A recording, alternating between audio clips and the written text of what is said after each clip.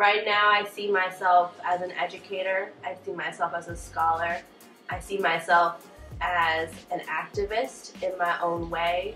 I think that I challenge the status quo. I think that I am someone who challenges people's assumptions and stereotypes of who Black women are, what Black women can be and do, what we look like, how we dress, how we speak, how we show up in spaces.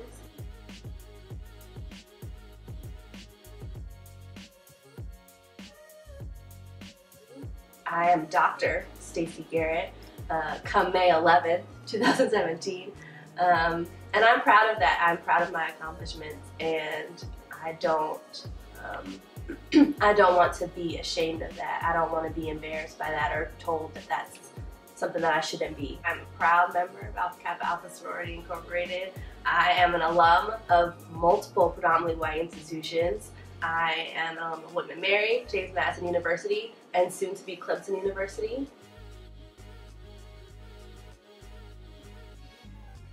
So I think the way that I was raised has really had an influence on the woman that I've become and who I am today. So I was raised by baby boomers, I guess you could say. So I have older parents. I'm the youngest of 3 kids. I have 2 older brothers. So I come from a very supportive household where my parents were very focused on our education. That was always a constant conversation that we had.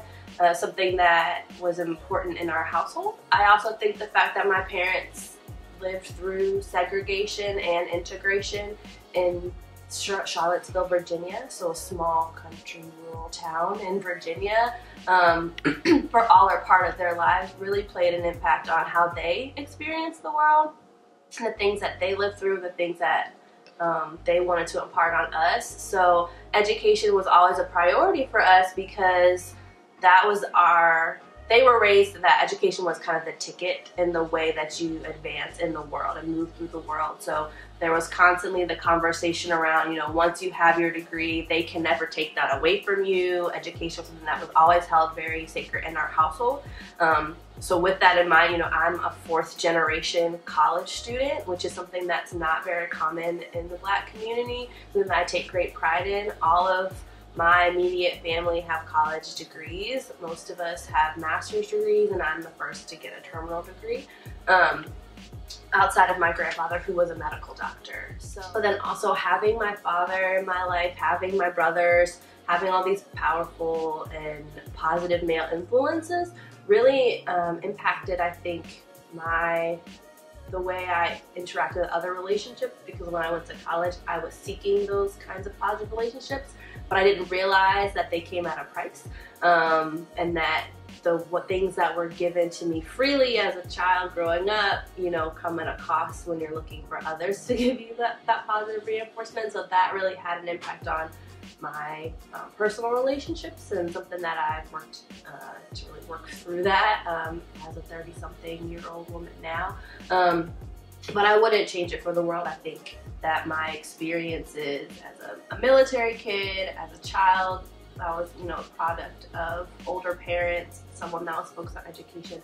All of those things really impacted me and built me up as a scholar and as an educator and as someone that is doing things that aren't expected of folks. So currently I am finishing up my doctoral work. I am looking to see what my next career move is going to be. I'm still not sure what that looks like.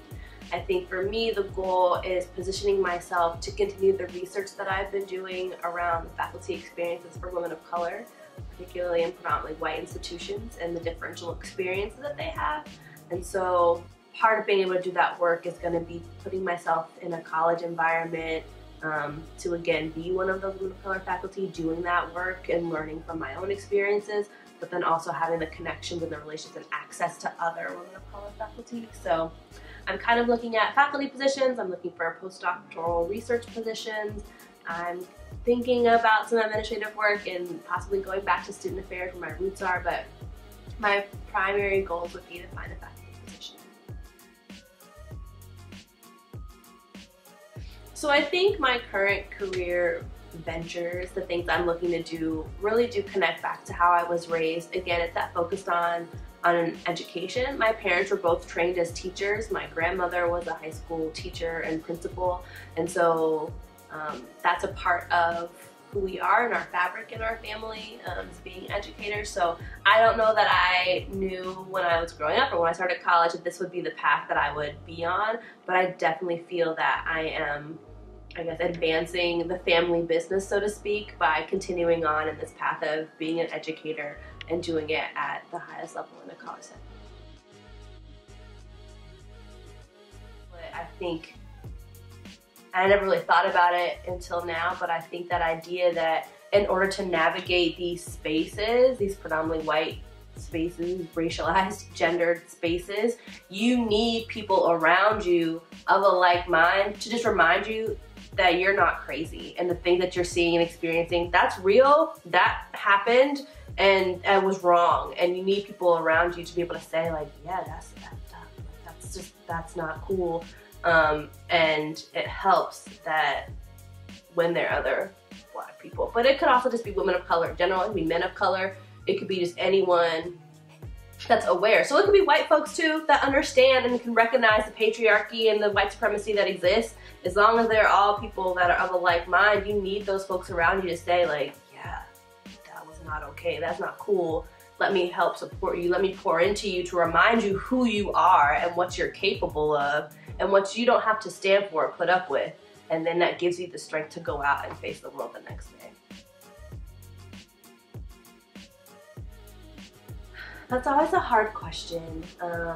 I don't think that I do what I do for any kind of accolades or notoriety.